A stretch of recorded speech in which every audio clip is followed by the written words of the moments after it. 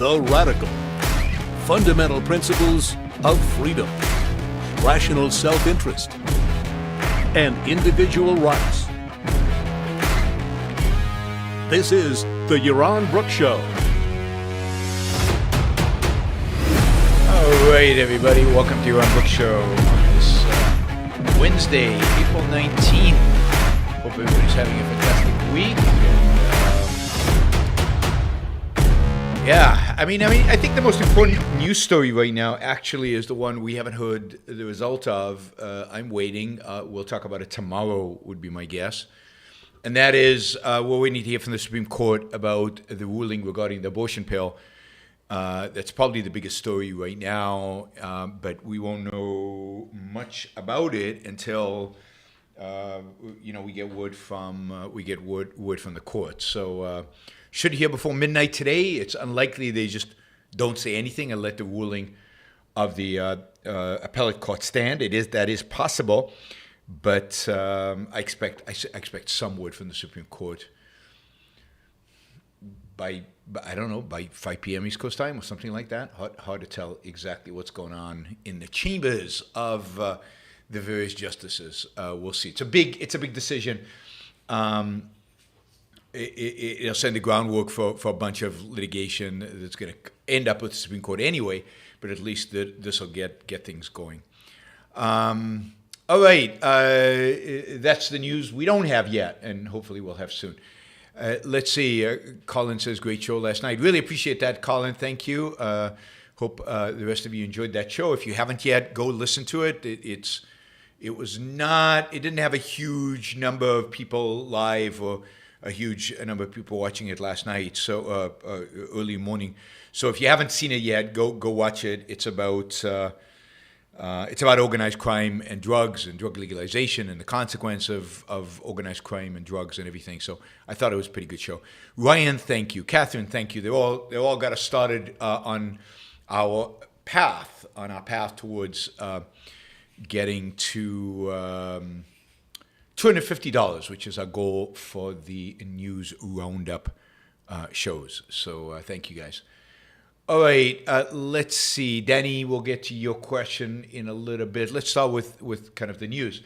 I guess over this last weekend, large numbers of teenagers in various areas in downtown Chicago aggregated together, hundreds of them outside in various junctions around Millennium Park, but also in other areas in the downtown vicinity. There was a number of videos floating around YouTube and other places of some of these teenagers beating up on passers-by. Not exactly clear what the passers-by did to deserve the beatings, but probably nothing.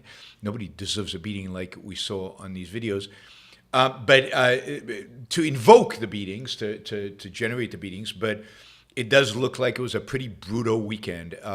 Police are not much to be seen on these videos. Police were way outnumbered by these teenagers, and it looks like police backed off.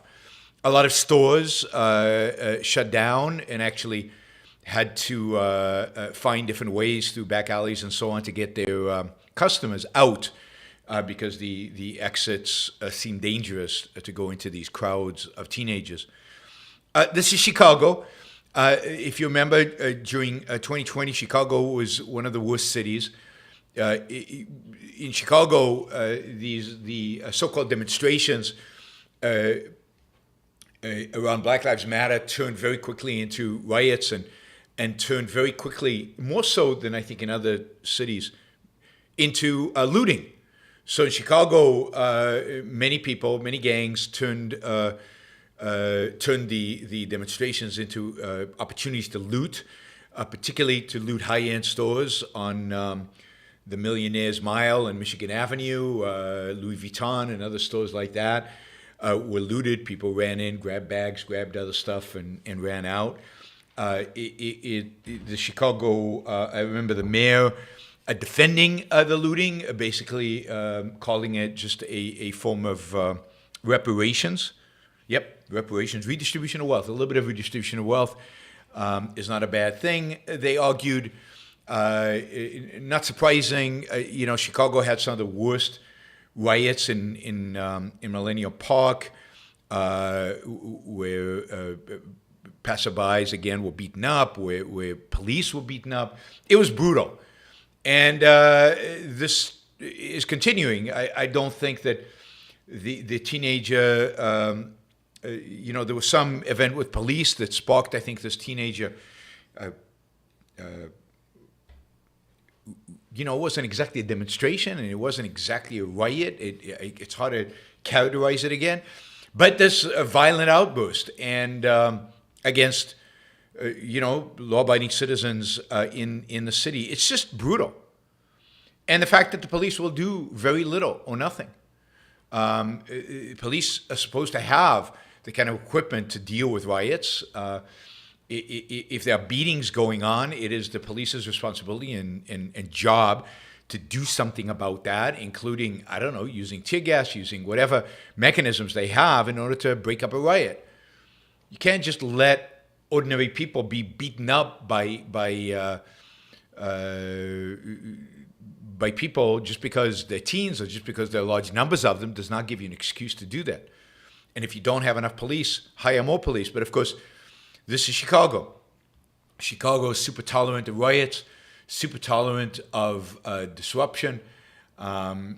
You should, I don't necessarily recommend watching these videos. And some of the videos, the attribution is questionable. We're not exactly sure. But of course, the mayor of Chicago just elected a super left-wing mayor. Chicago is just a disaster zone. The mayor came out and said, well, of course, we're always against violence and we're against property crime and we're against this stuff. But he said it's not constructive to demonize youth who have otherwise been starved of opportunity in their own communities. So basically, it's not their fault that they're beating up people and that they're robbing stores and that they're committing vandalism because, they're starved of opportunities, and this is just another form of redistribution, reparations. This is to compensate them. A beating once in a while makes them feel better, I guess, given how oppressed they are the rest of the time. He says, quote, "Our city must work together to create spaces for youth to gather safely and responsibly under adult guidance and supervision to ensure that every part of our city remains welcome for both residents and visitors." Good luck with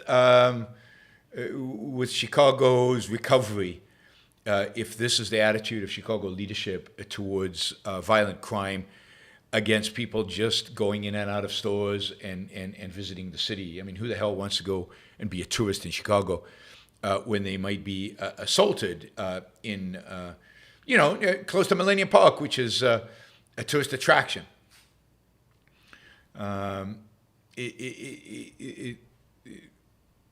Many commentators have expect that the coming weekend we'll see teenagers again, and it certainly is unbelievable the extent to which Chicago voted, given the history of violence, given the amount of violence that's happening in Chicago, that Chicago voted for a soft on crime progressive instead of somebody who ran explicitly on, and we don't know how good he would have been, but on a tough on crime agenda, and they rejected that. Lori Lightfoot, condemned what was going on. She said this was reckless, disrespectful, and unlawful behavior. As I've said before, we as a city cannot and will not allow any of our public spaces to become platform for criminal conduct. More importantly, parents and guardians must know where their children are and be responsible for their actions. Instilling the important values of respect for people and property must begin at home. Yeah, where was she when she was mayor? I guess she's still mayor. She's the city mayor. The turnover hasn't happened yet. But where was she? What happened to all that redistribution stuff? What happened to the soft hand of the police and the soft hand of the city authorities during the BLM riots that inflicted Chicago and the looting that happened during that time? Give me a break. Why not deploy the National Guard given that the police seem to be outmanned, outnumbered. There are lots of things that can be done. Lots of things that can be done, but not. All right. So Chicago is still a mess. It looks like the population of India just, according to UN estimates at least, just surpassed the population of China. So for the first time, India has more people in it than China has. I think this is a big deal. It represents both a decline of China. I think China is in real trouble demographically. It is not only a shrinking population; it's going to start shrinking, but it is an aging population, dramatically aging population. It is lacking. It's going to lack in the decades to come the vitality of a youthful country. This is on top of the increased authoritarianism, increased regulation, increased control of the economy, which is going to slow economic growth in spite of the fact that the Beijing government just announced 4.5% annual growth in the first quarter of this year. That's below what they had set as a target, 5%. It's still high, 4.5%, but is it real, given that these are numbers produced by Beijing and these are numbers primarily based on government investment in infrastructure? So I think the change in population numbers represents a shift. While India, in terms of size of economy and GDP per capita, is still far behind China. It has the population growth to sustain economic growth. It also has a significantly younger population. What India needs in spades now is basically a liberated economy and get rid of all the regulations and controls and just obstacles that both federal and local governments in India put before businesses to allow them to expand and to allow them to grow and to allow them to create wealth. And then what India needs is significant capital investment. They need new capital to come in. They need U.S. and European companies to set up shop there. And of course, for that, they need to lower trade barriers. They need to lower barriers on foreign investment. They need to liberalize their economy. India has this massive potential. They have a very large number of highly educated individuals. They have some of the best engineering schools in the world. They have a real potential to become an economic superpower, which they are squandering. They're squandering with their control and regulations and limitations on foreign capital and everything else. They're squandering by sticking to the caste system. While officially it doesn't exist, it still very much exists, where people are categorized by from whom they are born, not by their own ability. So, India has massive potential and all kinds of constraints, artificial constraints placed on it that restrict its ability to grow and be a massive and to raise its own standard of living. Indians are still relatively poor. They're relatively poor even as compared to the Chinese. Again, huge upside, young population, growing population. They need the liberty, the freedom, and the capital to turn that upside into something real, into real economic growth and real economic wealth. Let's see. One second. Let's see. So you remember, as part of the documents that came out during this latest leak, that Tucker Carlson and many others, particularly on the right, made a big deal out of the fact that it looked like Ukraine was running out of ammunition for its Soviet-era air defense system. And that this was a sign that Ukraine was losing, and they came to this massive conclusion that Russia was winning, Ukraine was losing. And a lot of this coming out of one document that stated that Ukraine was running out of ammunition for its air defenses and therefore was vulnerable for Russia basically gaining air superiority, dominating the skies, taking over the skies, and having a free reign in bombing Ukraine. Well, today it was reported that Ukraine has just received on Ukrainian soil 2 batteries of Patriot anti-aircraft missiles. These are batteries that were promised, one by the United States and the other by, I think, a couple of NATO countries. Have been promised months ago. The Ukrainian teams have been training on these systems over the last few weeks and months. They are finally fully trained. The training took only 4 months instead of a full year. The Ukrainians are highly motivated and fast learners, and therefore these systems are now being deployed in Ukraine. The Patriot missile system is, light years ahead of anything that the Ukrainians have had before this. It is significantly ahead of any of the systems that they had, the Soviet-era systems. It is significantly ahead of systems that the Russians have. These Patriot missile systems basically are going to secure the skies for Ukraine. This Ukraine is finished because it can't defend itself from the sky. Rhetoric, as usual, was just propaganda and nonsense, and with no consideration for the fact that the cavalry was coming, and the cavalry in this case are these 2 Patriot systems. These are super sophisticated missile systems. They launch a number of different types of missiles. They are super expensive, and they take months to train people on, and now they've been trained and they have been deployed. These systems, we'll see where the Ukrainians deploy them, but these missile systems should be able to protect Ukraine both from Russian airplanes. I don't think the Russians have anything that can stop themselves being shot down by these systems. And they can also shoot down missiles. They can shoot down ballistic missiles. They can shoot down cruise missiles. This will provide enhanced security to Ukrainian cities, Ukrainian forces from air attack. There is also talk for the first time of Israel providing the Ukrainians with air defense systems, that don't replace, and not instead of the Patriots, but overlap with the Patriots, that provide for different type of projectiles, different type of missiles shot into Ukraine.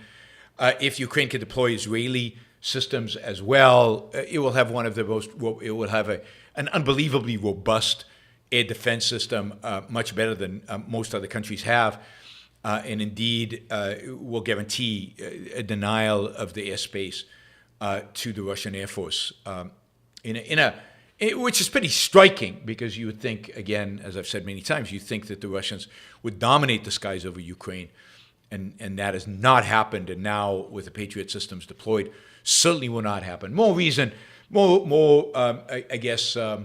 Validation of my argument that Tucker Carlson was just plain lying the other day, and so is Candace Owen, and so are the rest of them, who are arguing that the documents that were released showed Ukraine was going to lose. Unbelievable buy into Russian propaganda, but that is much of today's right is serving that purpose of being a mouthpiece for Russian propaganda. So yes, a lot of speculation about next steps in Ukraine. A lot of speculation about this idea of a spring offensive. It'll be interesting to see if that spring offensive becomes a reality, and it'll be interesting to see where the Ukrainians choose to launch that offensive. Remember, the Russians basically have been using the last 6 months to beef up their defenses, to build defensive lines. So it's going to be interesting where the Ukrainians identify a weak spot and where they choose to try to puncture those defensive lines. It's going to be an interesting cat and mouse in the next few weeks. Russians trying to figure out where the Ukrainians are doing. The Ukrainians trying to pretend they're doing one thing while doing another thing. It'll be a strategic, a really interesting strategic game going on the ground in Ukraine. All this while Bakhmut continues to hold. Who knows for how long, still, but continues to hold a massive, I think, distraction for the Russians while Ukraine prepares for this offensive.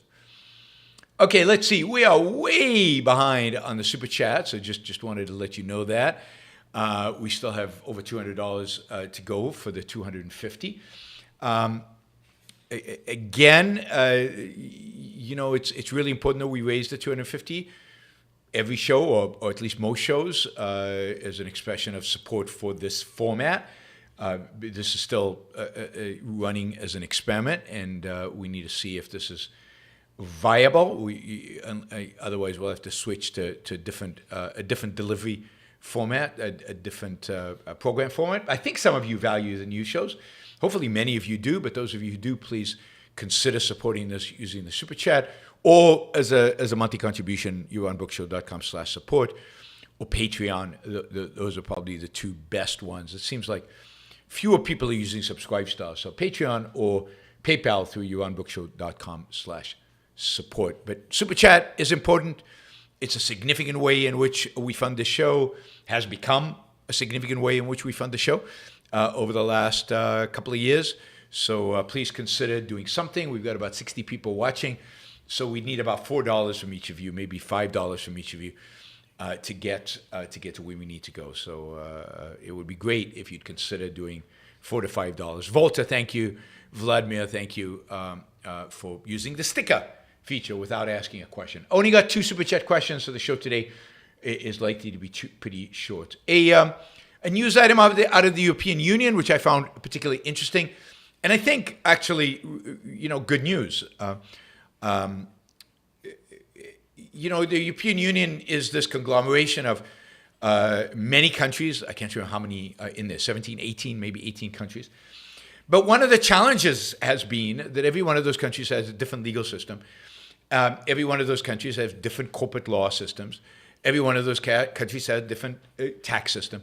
So there's a lot of difficulty in terms of setting standards that are European-wide and that can make it easier for businesses to function. And maybe one of the most important of those, and a legitimate function of government, and therefore particularly important, regulation is not a legitimate function of government, and that is the patent system. So in the past, if you'd wanted a patent a product, a drug or something in Europe, you would have to file 17 or 18 different applications in all the different countries.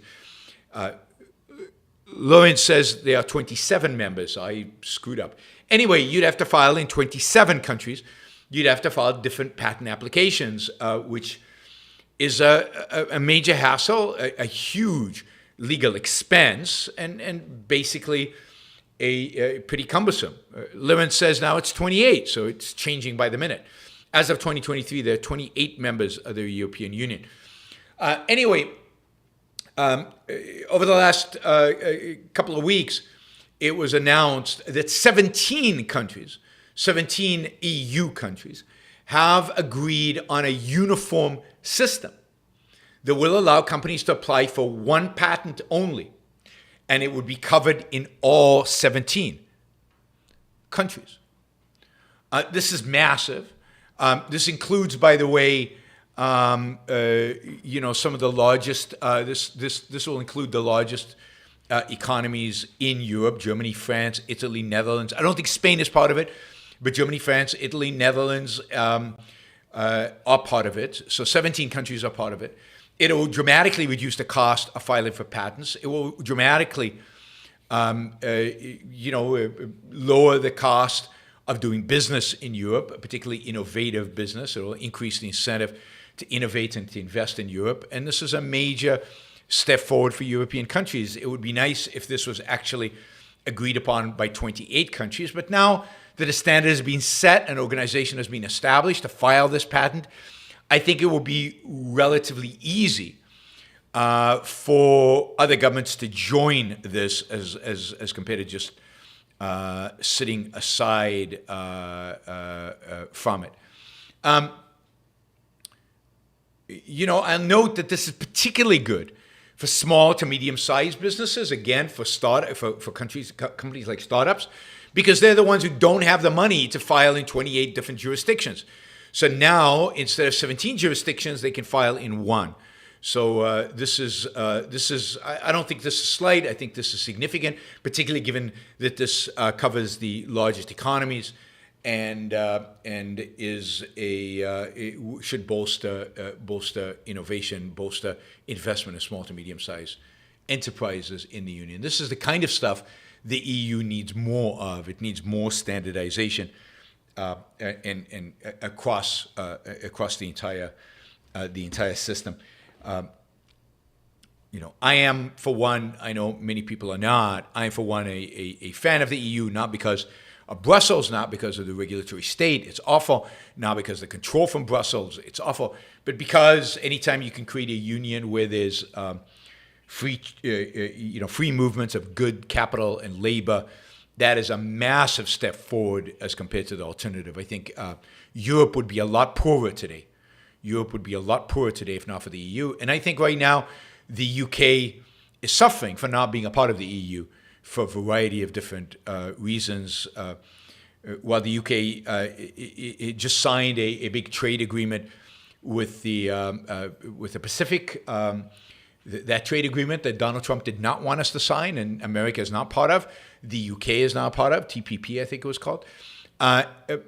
It still has a lot less free trade today. The UK has a lot less free trade today than it did with the EU, and generally what the UK has done with its quote independence from the European Union has been mostly very little and mostly wasteful. So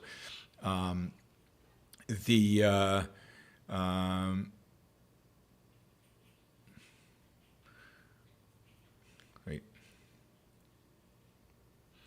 Anyway, TTIP. It's still early days post-Brexit. We'll see. So far, the Conservative Party, which was the one pushing for Brexit, has done almost nothing positive with regard to Brexit. Has done very little, and I think the UK is suffering already the consequence of it. Again, I'm not against Brexit.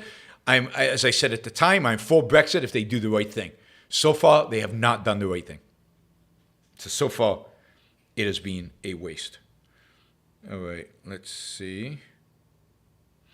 All right, that is it. We're still way behind on the Super Chat. Thank you, John. $20, really appreciate that. Thank you, Volta. But again, at this point, $3 from every person on the chat, on the listening live would get us over the top. A few Johns with $20 would get, 9 $20 questions would get us to where we need to be.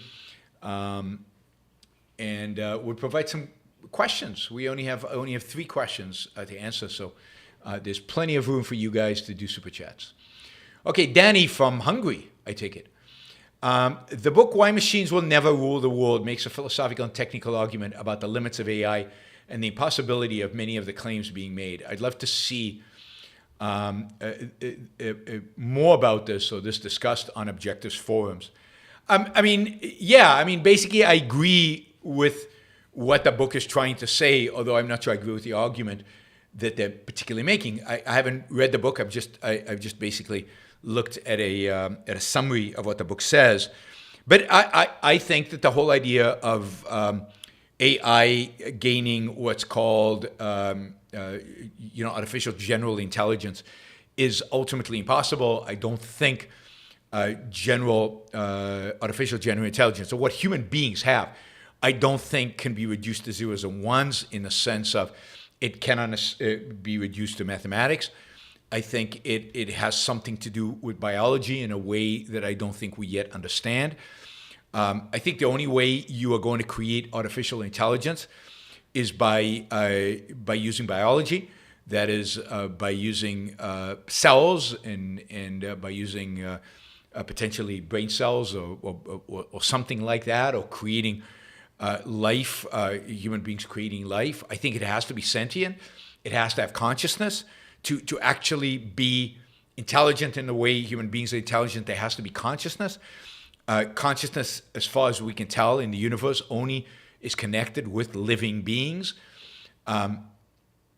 Computers are not alive. They cannot be conscious. So again, I think in order to get to the point where artificial intelligence has the capabilities that some people are so afraid of, it's going to have to be, again, it's going to have to be biological, and that's not in the cards anytime soon. So yes, I think that's absolutely right. Now, I mean, this book, which is selling for $130 hardcover, $42 paperback, $37 in Kindle, Why Machines Will Never Rule the World, Artificial Intelligence Without Fear. I like the title. Jobst Langgreb and Barry Smith are the authors. It's probably over my head, so I'm probably not going to buy it. It's probably too mathematical for me.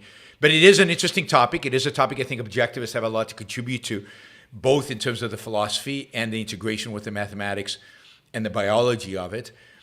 So I encourage people to read. It strikes me, just again, reading about this, that I agree with the conclusions. They say there are two reasons for the claim that artificial general intelligence cannot be created. One is human intelligence is a capacity of a complex dynamic system, the human brain and central nervous system. I think that's right.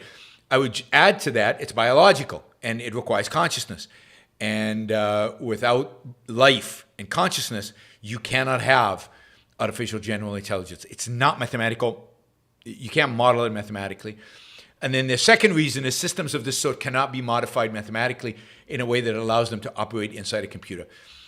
Again, that makes sense to me, but I don't know that because I can't prove it. I wouldn't know where to even start thinking about how to prove something like that. So this is beyond my, my pay scale.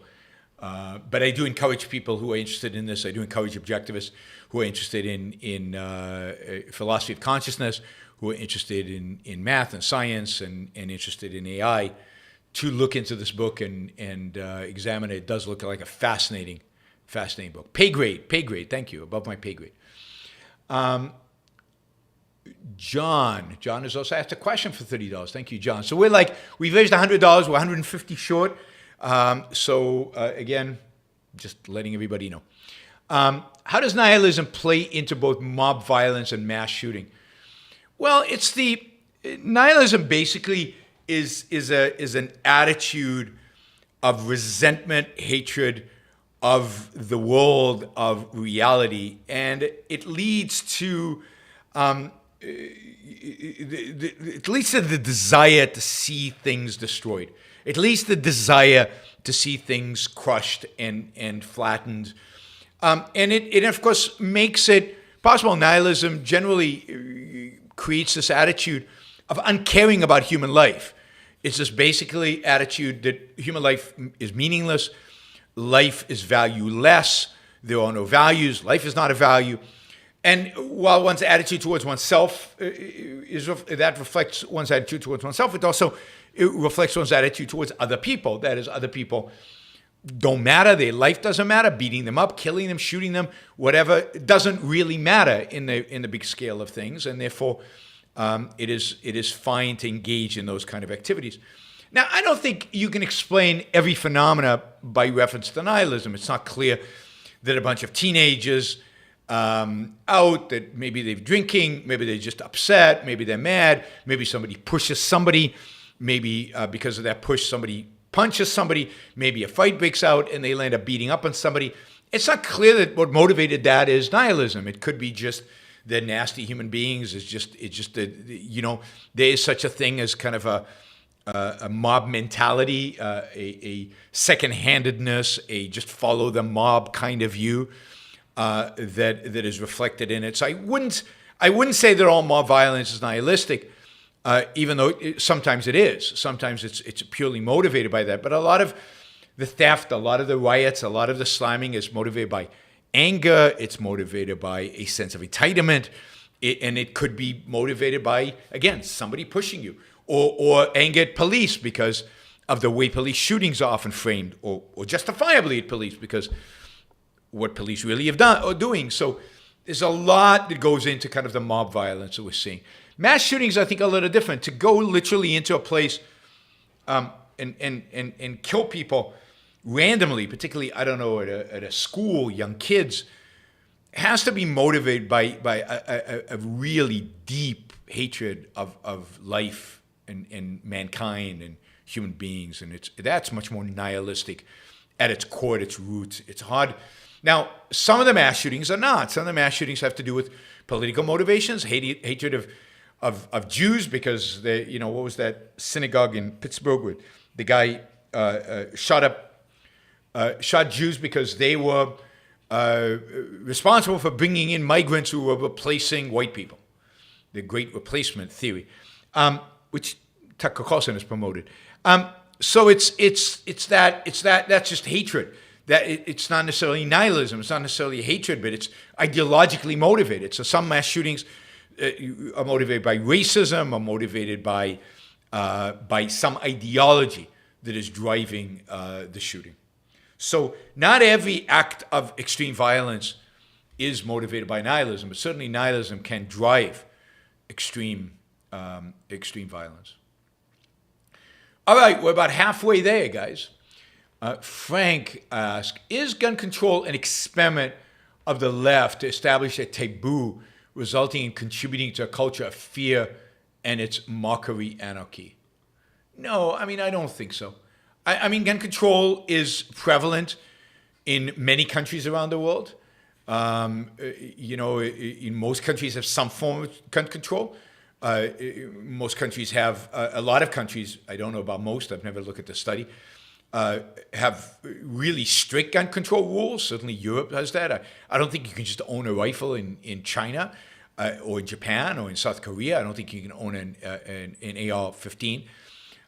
So I don't think so. I think gun control is an attempt to rid society of violence. It might be a bad attempt. It might be an inefficient attempt. It might be an attempt that involves violating individual rights to the extent that you have a right to own a gun in order to defend yourself. But I don't think it's a malicious event to establish some kind of taboo and establish a culture of fear and mockery. I don't see it that way. The fact that South Korea, Japan are unbelievably safe countries. Much, much, much, on orders of magnitude, safer than America is, safer than the most gun-friendly place in America. I'd rather live in a safe place like that than have, it's not guns that make us safe. Culture makes us safe. Guns lead to shootouts. So culture makes us safe, and having a culture like in South Korea and Japan where you're completely safe and there's almost no violence is pretty cool. The cultures, they have other problems, but that is a pretty cool feature of those cultures. The fact is that America is more violent than Europe is, in spite of the fact that we have guns and they don't. We're much more violent than Europe. So I don't view gun control as the most pressing or anywhere near the most pressing problem that we have in America today. We have far, far bigger problems than gun control. Gun control, I think, is a relatively minor issue in the grand scale of things. South London is a lot safer than many parts of the United States. You can look at the numbers. London generally is a lot safer than a lot of cities in the United States. A lot of cities where guns are allowed in the United States. So guns are not what make you safe. Culture, effective policing, but primarily culture is what makes you safe. Guns do not keep you safe from extreme government overreach. By the time the extreme government overreach reaches you, you will be handing the government your gun voluntarily. That is, extreme government overreach is a consequence of the population wanting extreme government overreach. Extreme government overreach in a place like the United States is not going to come as a surprise. It's not going to come as some big action against you. It's slow and steady, and you keep voting for it. You keep voting for it. South London knife crime is out of control, maybe, but just compare compare murder rates in South London with Chicago, and you tell me what's better. And there are plenty of guns in Chicago. Or compare it to St. Louis, or compare it even to some cities in Texas. Yeah, I know. I don't make any friends by not making a big deal out of gun control. I'll probably lose another bunch of subscribers. I think I lost a bunch of subscribers yesterday. Maybe it's over legalizing drugs. Maybe it's something I said during the news segment in the morning. Maybe I said something negative about Trump or DeSantis. By the way, DeSantis seems to be really floundering. Yesterday, he went to Washington, D.C. and schmoozed with congressmen. At the end of his visit, 3 congressmen came out and endorsed Trump. Nobody endorsed DeSantis. So I fear those of you who think DeSantis is going to save the Republican Party, that he is thoroughly squandering his opportunity. Did I criticize Trump yesterday? Maybe it's criticizing Trump. I lost a bunch of subscribers. A lot yesterday, surprisingly. Hunter says, I recently had to pay my state's annual business privilege tax. Could there be possibly a more ridiculous name for a tax? Probably not. The business privilege tax. It's a privilege that the government has let you have a business. There was something. Something in California that I thought was a real winner. The Equalization Board. California has an equalization board that is responsible for, I can't remember, sales tax or something, but it's an equalization board. It's right out of Atlas Shrugged or unbelievable. They're there to equalize us all. Nicholas Navarro says, do you have an opinion on Steve Schwarzman as a business person, CEO of Blackstone? Look, Steven Schwarzman, certainly early in his career, was a phenomenal business person. There's no way Blackstone could have reached the size and influence and success that it has reached without its management being phenomenal and being truly incredible from a business perspective. At some point, when Stephen got to the point of great wealth and great success, he decided that he wanted to be beloved as well, and he wanted to sign on to the latest, coolest social justice ideas. And I don't know when that happened, maybe 10 years ago. But by that point, Blackstone was already this amazing powerhouse.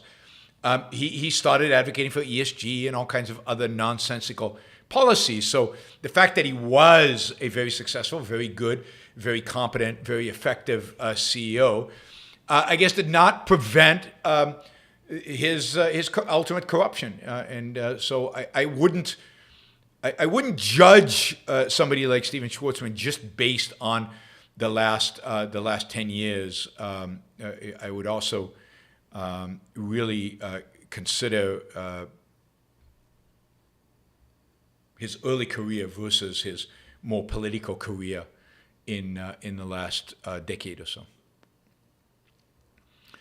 All right, let's see. All right, we are on our last Super Chat question. We're still about 130 short of our goal, which is a big hole. I know it's going to require $3 from everybody watching right now. So that's a big hole. So I that's fine if we don't make our numbers today. We didn't. We made them yesterday, but made them yesterday in the morning anyway. So let's take Frank's last question. And so if anybody wants to pitch in to get us closer to the goal or to get us to the goal, that would be incredibly cool and incredibly wonderful. But if not, I completely understand. Frank says, countries worried about climate change may consider nuclear power, but some raise their concern about storing radioactive waste.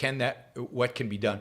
Well, a few things. One is France uses technology in its nuclear power plant that basically has almost no radioactive waste. The waste is minute and tiny. Second, you can find a deserted place in your country and dig a very, very deep hole. Nuclear waste is not large in size. It doesn't take up a lot of space. dig a very, very big hole and stick it down there and overload it with a bunch of concrete and rock and whatever, so that no radioactivity leaks. We have the technology to do this. That mountain in Nevada in the United States could have contained all the nuclear waste that the United States generates without any problem, without any leakage for tens of thousands of years. It would have not been an issue. This is all, artificially created fear-mongering. There is no technical problem of of nuclear waste. I mean, look again at what Scandinavian countries are doing. Scandinavia is the only part of Europe that is actively expanding their nuclear power facilities. I think Finland just opened a nuclear power plant last week. This is after 18 years being constructed, way over budget and way over price. But at least it opened a nuclear power plant. That's an achievement. They have somehow solved this problem. I think every country could solve the problem. I think it's a lame excuse. It's not anything else. Germany went off nuke, which is tragic. I talked about that yesterday or the day before yesterday, which is tragic for Germany. It just means they'll have to burn more coal, and they'll have to buy electricity from the French, who are using nuclear power for it. All right, everybody. Thanks for being here. Thanks for participating. Thank you to all the super chats. Schwarzman, thank you for the support. Thank you to all the super chatters for their support. Really appreciate it. And as I said, you can support the show on a monthly basis on Patreon or on YaronBrookShow.com/support. See you all tomorrow morning for another one of these shows, another one of the new shows. And please let me know if this continues to be a value to all of you.